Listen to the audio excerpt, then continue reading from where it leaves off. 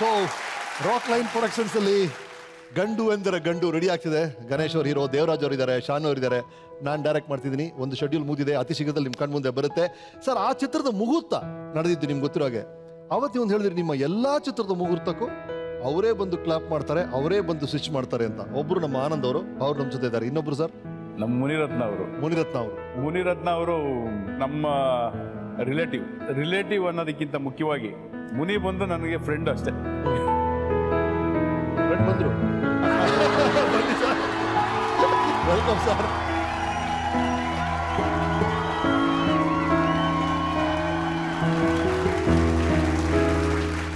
ಬಹುಶಃ ನನ್ನ ಜೀವನದಲ್ಲಿ ಇದಕ್ಕಿಂತ ಅಮೂಲ್ಯವಾದ ಸಮಯ ಇನ್ನೊಂದಿಲ್ಲ.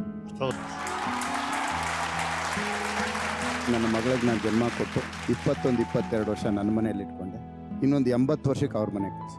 ಬಹುಶಃ ನನ್ನ ಮಗಳು ನನ್ನ ಮನೆಯಲ್ಲಿ ನನ್ನ ಜೊತೆ ಎಷ್ಟು ಚೆನ್ನಾಗಿದ್ಲು ಅದಕ್ಕಿಂತ ಹೆಚ್ಚುವಾಗಿ ಸಂತೋಷವಾಗಿ ಅಲ್ಲಿದೆ. ಸೋನೆ ನನ್ನ ಸಂಬಂಧಿಕ 100 ಜನ ಇದ್ದಾರೆ, ಬಟ್ ಮುನಿ ಒಬ್ಬರೇ ನನಗೆ 30 ವರ್ಷದಿಂದನೂ ನಾವು ರಿಲೇಟೆಡ್ ಅಂದ್ರೂ ರಿಲೇಷನ್ ಅಂತ ಒಂದಿನಾನು ಒಂದು ಕ್ಷಣ ನಾವಿಬ್ಬರು ಅನ್ಕೊಂಡಿಲ್ಲ, ಬರೀ ಫ್ರೆಂಡ್ಸ್ ಆಗೇ ಬಿಡ್ತೀವಿ. ಆ ದೇವರು ಅದು ಅವ್ರಿಗೆಲ್ಲ ಅದೃಷ್ಟ, ನಿಜವಾಗ್ಲೂ ನನ್ನ ಅದೃಷ್ಟ ಅದು. ಅವ್ರ ಮಗಳನ್ನ ನನಗೆ, ನನ್ನ ದೊಡ್ಡ ಮಗನಿಗೆ, ದೊಡ್ಡ ಸೊಸೆ, ಅದಕ್ಕೋಸ್ಕರನೇ ಏನೋ ನಮ್ಮ ಒಂದು ವಿಶ್ವಾಸನ ಅಷ್ಟು ಚೆನ್ನಾಗಿ ಇಟ್ಟಿದ್ದೋ ಏನೋ ದೇವ್ರಿಗೆ ಗೊತ್ತಿಲ್ಲ. ಅವ್ರು ಹೇಳಿದ್ದದೇ ಫಸ್ಟು, ಬೇಡಮ್ಮ ನಮ್ಮಿಬ್ಬರು ವಿಶ್ವಾಸ ಕೆಡ್ಸ್ಕೊಂಡ್ಬಿಡ್ತೀವಿ, ಕೆಟ್ಟೋಗ್ಬಿಟ್ರೆ ಕಷ್ಟಮ್ಮ ಅಂತ. ಎಷ್ಟು ದೊಡ್ಡ ಮನಸ್ಸು ನೋಡಿ ಅವರು, ಎಷ್ಟು ಅದೃಷ್ಟವಂತ ಅಂದರೆ ನಾನು ನಿಜವಾಗ್ಲೂ ಹೇಳ್ತೀನಿ ರಮೇಶ್ ಅವರೇ. ಎಲ್ಲರ ಮನೆಯಲ್ಲೂ ಒಂದು ಸೊಸೆ ಹೆಂಗಿರಬೇಕು ಅಂದರೆ ನನ್ನ ಸೊಸೆ ಅಂತ ಕಲಿಬೇಕು. ನನ್ನ ಸೊಸೆ ಅಲ್ಲ, ನನ್ನ ಮಗಳು. Thank you Mani sir.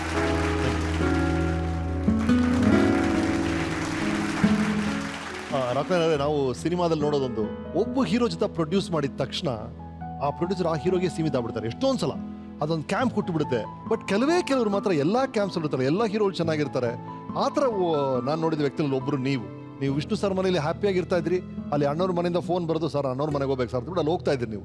ಆ ಥರ ಘಟನೆಗಳು ಹೇಗೆ ನಡೀತಾ ಇದ್ದು ವಿಷ್ಣು ಸರ್ ಆಗಲಿ ಬೇರೆ ಹೀರೋಸ್ ಜೊತೆ ಎಲ್ಲ? ಅವರಿಬ್ಬರು ಅಂತಲ್ಲ, ಶಂಕರ್ನಾಗ್ ಅವ್ರು ಆಗ್ಬೋದು, ಅಂಬರೀಷ್ ಅವರು ಭಾಳ ಹತ್ರ ಇದ್ದೀರಿ ನೀವು. ನನಗೆ ಗೊತ್ತಿರೋದು ಇಷ್ಟೇ ಸರ್, ಸುಖ ಸಂತೋಷ ಇಲ್ಲ ಯಾವುದೋ ಒಂದು ಪಾರ್ಟಿ ಭಾಗಿಯಾಗೋದು ದೊಡ್ಡದಲ್ಲ ಸರ್. ನನಗೆ ಬೇಕಾಗಿರೋದು ಯಾರೋ ಕಷ್ಟದಲ್ಲಿದ್ದಾರೆ, ಆ ಕಷ್ಟದಲ್ಲಿದ್ದಾಗ ನಾವು ಏನು ಮಾಡ್ತೀವೋ ಬಿಡ್ತೀವೋ, ಅವ್ರ ಜೊತೆಲಿ ಇದ್ಬಿಟ್ರೆ ಸಾಕು ಸರ್, ಒಂದು ಧೈರ್ಯ ಅವ್ರಿಗೆ. ನನಗೆ ಸಿಗೋ ಸುಖ ನಿಜವಾಗ್ಲೂ ಹೇಳ್ತೀನಿ ಸರ್, ಅದರಲ್ಲಿ ಬೇರೆ ಸುಖನೇ ಇಲ್ಲ ಸರ್ ನನಗೆ ಗೊತ್ತಿರೋಂಗೆ. ಅಣ್ಣವ್ರನ್ನ ನೋಡಬೇಕು ಅನ್ನೋ ಹೇಳ್ತಿದ್ದಲ್ಲ, ಕಂಟಿನ್ಯೂಸ್ ಮುಂದೆ ಕಾಯ್ತಾ ಇದ್ರಿ ಅಣ್ಣವ್ರು ಒಂದ್ಸಲ ನೋಡ್ತೀನ ಅಂತ. ನೋಡ್ಬೇಕು. ಆ ಮನೆಯಲ್ಲಿ ನನಗೆ ಇಂಥ ಒಂದು ಸ್ಥಾನ ಕೊಟ್ಟಿದ್ದಾರೆ ಅಂದರೆ ಅವ್ರ ಹೃದಯ ತುಂಬ ದೊಡ್ಡದು ಸರ್. ನಾನು ಯಾವ ರೀತಿ ಋಣ ತೀರಿಸಲು ಗೊತ್ತಿಲ್ಲ ನನಗೆ ಚಿಕ್ಕ ವಯಸ್ಸಲ್ಲಿ ತಾಯಿನ ಕಳ್ಕೊಂಡವ್ ನಾನು. ಆ ತಾಯಿ ಆ ಪ್ರೀತಿ ಇದೆಯಲ್ಲ, ಆ ತಾಯಿ ನನ್ನ ಕರೆದು ಆ ಮಗನ ಸ್ಥಾನ ಕೊಟ್ಟು ಎಷ್ಟು ಚೆನ್ನಾಗಿ ನೋಡ್ಕೋತಾರೆ ಅಂದರೆ, ನಾನು ಇವೆಲ್ಲ ಏನು ಮಾಡ್ತಾ ಇಲ್ಲ, ಇದೆಲ್ಲ ಅಳಿಲ್ ಸೇವೆ ನಾನು ಮಾಡಿದ್ದು. ಅವ್ರು ನನಗೆ ಕೊಟ್ಟಂಥ ಸ್ಥಾನ ಮತ್ತು ಅವ್ರು ನನ್ನ ನೋಡ್ಕೊಳ್ಳೋಂಥ ರೀತಿ ಅದು ಅಪಾರ ಅಂತ ಹೇಳಕ್ಕೆ ಇಷ್ಟಪಡ್ತೀನಿ. ಅಪ್ಪಾಜಿಗೆ ಬೈಪಾಸ್ ಆದಾಗ ಒಕಾಡಲ್ಲಿ ಎಲ್ಲರೂ ಒಬ್ಬೊಬ್ಬರೇ ನೋಡ್ಕೊಂಬರ್ತಾಯಿದ್ರು. ಸಂಜೆ ನಾನು ಹೋದಾಗ ಅವ್ರು ಮಲಗಿದ್ರು. ಅವರು ಯಾವಾಗಲೂ ನಗ್ತಾ ಇರ್ತಾರಲ್ಲ, ಹೇಗಿದ್ದೀರಾ ಅಪ್ಪಾಜಿ ಅಂತ. ನಾನು ಚೆನ್ನಾಗಿದ್ದೀನಿ, ನೀವೇಗಿದ್ದೀರಾ ಅಂತ 2 ಸರಿ ನಾನು ಚೆನ್ನಾಗಿದ್ದೀನಿ ಅಪ್ಪಾಜಿ. ನಾನು ಇದ್ರ ಮೇಲೆ ಕೈ ಇಟ್ಕೊಂಡಿದ್ದೆ, ಹಿಂಗೆ ಆ ಕೈ ತೆಗೆದು ನನ್ನ ಕೈ ಹಿಂಗೆ ಇಟ್ಕೊಂಡಾಗ ನೋವಾಗ್ತಾ ಇದೆಯಾ ಅಪ್ಪಾಜಿ ಅಂದೆ. ಹಾಂ ನೋವಾಗ್ತಾ ಇದೆ, ಬಡ್ಡಿ ಮಗಂದು ಬಲೆ ಎದುರಿಸುತ್ತೆ, ತುಂಬ ಎದುರಿಸುತ್ತೆ ಅದು, ನಾವು ಎದುರಬಾರ್ದು, ಬಾ ಅಂತ ಕರೆದು ಫ್ರೆಂಡ್ ಮಾಡ್ಕೋಬೇಕು ಅದನ್ನು.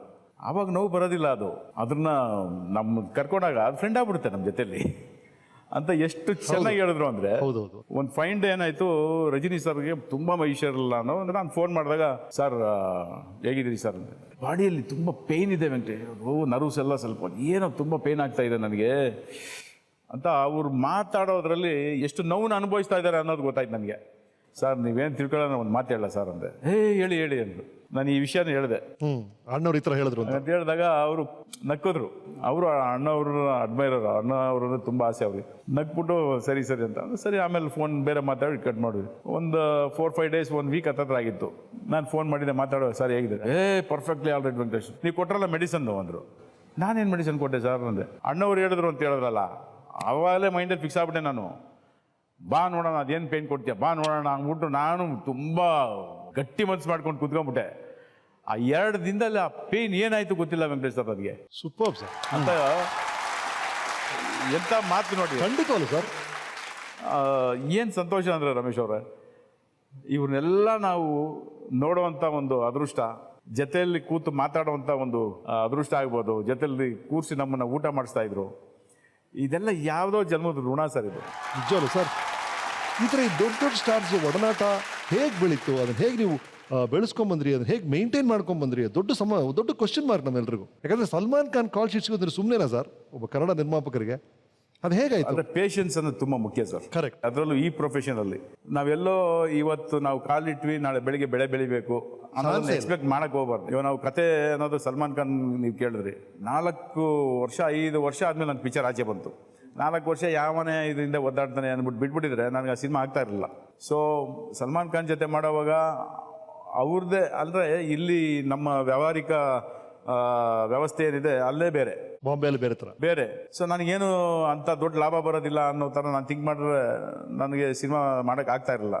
ನನ್ನ ದುಡ್ಡು ಬರುತ್ತೆ, ಹೆಸ್ರು ಮಾಡ್ಬೇಕು. ನಾನು ಫಸ್ಟು ನಾನು ಎಕ್ಸ್ಪೆಕ್ಟು ಮಾಡಿದ್ದು ಹೆಸ್ರು ಮಾಡಬೇಕು, ನನ್ನ ಕಷ್ಟಕ್ಕೆ ದೇವ್ರು ಕೂಲಿ ಕೊಡ್ತಾನೆ ಅನ್ನೋ ನಂಬಿಕೆಯಿಂದ ನಾನು ಮಾಡ್ತಾ ಇದ್ದೀನಿ ಅಷ್ಟೇ.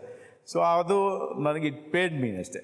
ಎಸ್. ಸೊ ಅಂಥ ಒಂದು ಸಂದರ್ಭದಲ್ಲಿ ನನಗೆ ಆ ಸಿನಿಮಾ ದೊಡ್ಡ ಹಿಟ್ಟಾಯಿತು, ನನಗೇನು ಸಿಗಬೇಕು ಸಿಕ್ತು. ಅದು ಸಲ್ಮಾನ್ ಖಾನ್ ಅವ್ರದ್ದು. ಮತ್ತೆ ರಜನಿಕಾಂತ್ ಅವರು ಲಿಂಗ ಸರ್. ರಜನಿಕಾಂತ್ ಅವರು ಸುಮಾರು ನನಗೊಂದು 12 ವರ್ಷದಿಂದ ನನ್ನ ಫ್ರೆಂಡ್ಸ್. ನಾನು ಅವ್ರ ಜೊತೆ ಎಲ್ಲಿ ಸರ್ ಫ್ರೆಂಡು, ತಮ್ಮ ಅಂತಾರೆ ನನ್ನ. ನನಗೆ ಯಾವ ಜನ್ಮದ ಋಣನೋ ಗೊತ್ತಿಲ್ಲ ಸರ್. ಇದೆಲ್ಲ ಮೆಡ್ರಾಸಿಂದ ಬಿಡೋವಾಗ ನಾನು ಫೋನ್ ಮಾಡ್ತಾರೆ, ಬೆಂಗಳೂರು ಇದ್ರೆ ವೆಂಕಟೇಶ್ ಸರ್ ಅನ್ನೋರು. ಇದೀನಿ ಸರ್ ಅಂದರೆ ಸಿಗ್ನಲ್ ಗೊತ್ತು ಬರ್ತಾರೆ ಇವರು ಅಂತ.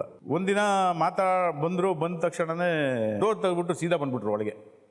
ಬನ್ನಿ ಅಂದ್ಬಿಟ್ಟು ಆಫೀಸ್ ಒಳಗೆ ಬಂದ್ಬಿಟ್ರು. ಆಫೀಸಲ್ಲಿ ಬಂದು ಕುಂತ್ಕೊಂಡ್ರು. ಅವ್ರು ಮಾತಾಡೋದು ಸರ್ ಚೆನ್ನಾಗಿದೆ. ನನ್ನ ಮಕ್ಕದಲ್ಲಿ ಅವರು ಕ್ಲೀನಾಗಿ ಅಬ್ಸರ್ವ್ ಮಾಡ್ತಾ ಇದ್ರು. ಯಾಕೋ ಟೆನ್ಷನ್ ಇದ್ರಲ್ಲ ನೀವು ಅಂದರು. ಟೆನ್ಷನ್ ಅಲ್ಲ ಸರ್, ನನಗೆ ನಡೀತಾ ಇದೆ ಕೈಕಾಲು, ನಿಮ್ಗೆ ಹೆಂಗೆ ಹೇಳೋದು ಗೊತ್ತಾಗ್ತಾ ಇಲ್ಲ ಅಂದು. ಯಾಕೆ ಸರ್, ನಮ್ಮ ಆಫೀಸ್ ಹಿಂದೆ ಶ್ರೀರಾಮ್ಪುರ, ನೀವು ಬಂದಿರೋದು ಅಂತ ಗೊತ್ತಾಗೋಗ್ಬಿಟ್ರೆ ಇಲ್ಲಿ ಏನಾಗುತ್ತೆ ಸರ್, ನಿಮ್ಮನ್ನು ಹೆಂಗೆ ಸರ್ ನನ್ನ ಗಾಡಿಯಲ್ಲಿ ಕೂಡ್ಸಿ ಕಳಿಸಿ ನಿಮ್ಮನ್ನು ಎತ್ಕೊಂಡು ಹೋಗ್ಬಿಡ್ತಾರೆ ಸರ್ ಇಲ್ಲಿಂದ. ನನಗೆ ಅದು ಹೊಡ್ಕೋತಾ ಇದೆ ಸರ್. ಏನಾಗುತ್ತೆ ಸರ್? ಏನಾಗಲ್ಲ, ನಿಮ್ಮನ್ನು ಎತ್ಕೊಂಡು ಹೋಗ್ಬಿಡ್ತಾರೆ ಅಷ್ಟೇ ಸರ್ ಅಂತ ತಕ್ಷಣ ಹೋಗೋಣ ಆಗ್ಬಿಟ್ಟು ಎದ್ಬಿಟ್ಟು ಬನ್ನಿ ಅಂತ ಕರ್ಕೊಂಡು ಆಚೆ ಬರೋಷ್ಟು 4 ಜನ ಸೇರ್ಬಿಟ್ಟಿದ್ರು. ಅಲ್ಲಿಂದ ಕರ್ಕೊಂಡು ಅವ್ರನ್ನ ಬಂದ್ಬಿಡ್ತಾ ಇದ್ವಿ. ಮನೆಗೆ ಹೋಗೋದು, ಕತೆ ಕೇಳೋ, ಈ ಥರದ್ದು ಒಂದು ಇದು. ಸೊ ಒಂದಿನ ನಾನು ಈ ಪವರ್ ತೆಲುಗು ಪಿಕ್ಚರ್ ಶೂಟಿಂಗ್ ನಡೀತಾ ಇತ್ತು. ನನಗೆ ಫೋನ್ ಮಾಡಿದ್ರು, ವೆಂಕಟೇಶ್ ಸರ್ ಒಂದು ಒಳ್ಳೆ ಕತೆ ಕೇಳಿದೆ, ನೀವು ಕೇಳಬೇಕಲ್ಲ ಅಂದರು. ಸರ್ ಕೇಳ್ತೀನಿ ಸರ್. ರೈಟರ್ ಬಂದಿದೆ ಸರ್, ನಿಮಗೆ ಕತೆ ಹೇಳಕ್ಕೆ ಕೇಳಿದ್ರು. ಸರಿ ಸರ್, ಕತೆ ಎಲ್ಲ ಕತೆ ಕೇಳಿದ್ಮೇಲೆ ಸರಿ ಚೆನ್ನಾಗಿದೆ ಅಂತ ಹೇಳಿದೆ ನಾನು. ಆಮೇಲೆ ಅವ್ರು ಹೊರಟ್ಬಿಟ್ರು. ನೆಕ್ಸ್ಟ್ ಡೇ ಫೋನ್ ಮಾಡಿದ್ರು, ಸರ್ ವೆಂಕಟೇಶ್ ಸರ್ ಕತೆ ಕೇಳಿದ್ರಾ ಅಂದರು. ಸರ್ ಕೇಳಿದೆ ಸರ್, ಹೆಂಗೆ ಅನಿಸ್ತು ನಿಮಗೆ? ಸರ್ ತುಂಬ ಚೆನ್ನಾಗಿದೆ ಸರ್, ಕತೆ ತುಂಬ ಚೆನ್ನಾಗಿದೆ ಸರ್. ಅವ್ರು ಯೂಶ್ವಲಾಗಿ ಅವ್ರು ಪ್ರೊಡ್ಯೂಸ್ ಮಾಡ್ತಾರಲ್ಲ, ನೀವು ಬೇಗ ಪ್ರೊಡ್ಯೂಸ್ ಮಾಡಿ ಸರ್ ಈ ಪಿಕ್ಚರ್ನ, ನಾವು ನೋಡ್ಬೇಕು ಸರ್, ನೀವು ಮಾಡಿ ಸರ್ ಈ ಪಿಕ್ಚರ್ನ.